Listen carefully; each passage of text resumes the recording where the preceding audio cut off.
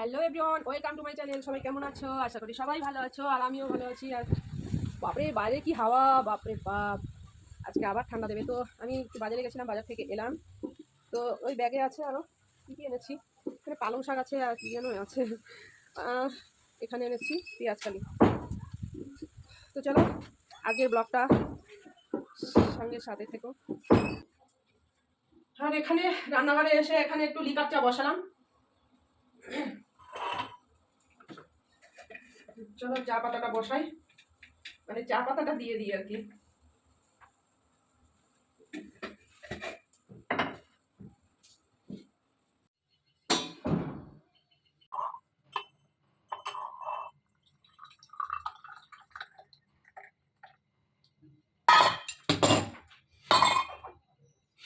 তো এই যে লিকার চা, তো মেয়েকে লিকার চাটা দেবো। আমি খেয়েছি সকালে দুধ চা।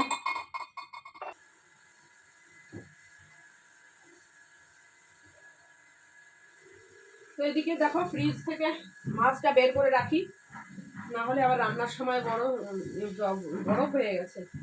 আর এই যে কালকে রয়েছে, আগের দিনের সেই চিকেন রয়েছে এখনো, দেখতেই পাচ্ছ।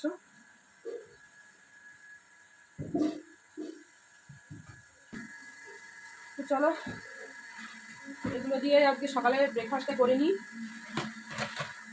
একটু পরোটা করি। আর এই চিকেন দিয়ে কি এখন হয়ে যাবে, ভাত যা আছে।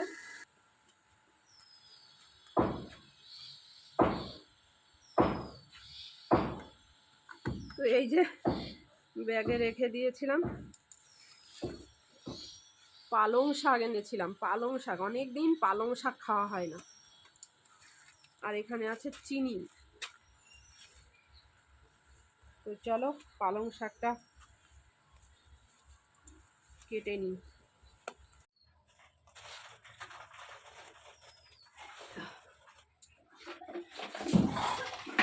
চিনিটা ঢেলে রাখি।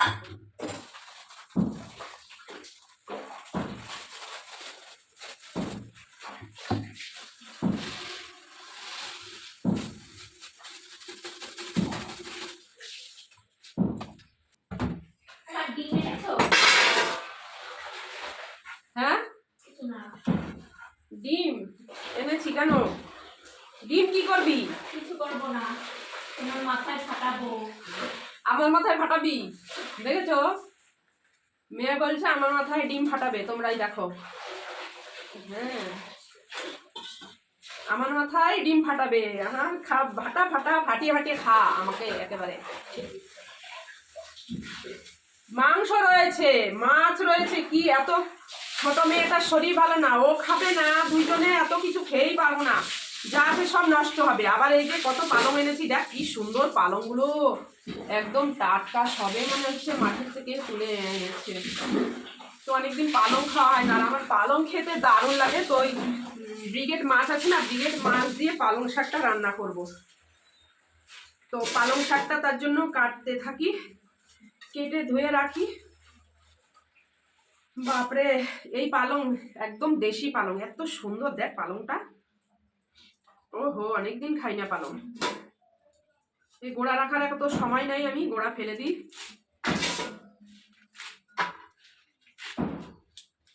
দারুণ পালংটা, দারুণ। তাহলে ডিম কটা ফাটাবি আমার মাথায়? হ্যাঁ, ডিম কটা ফাটাবি?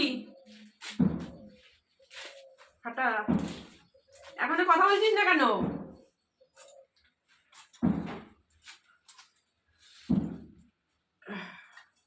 অবশ্যই গোড়াগুলো এইভাবে আঁচড়ে গোড়াগুলো রেখে দিলে বেশি ভালো লাগে।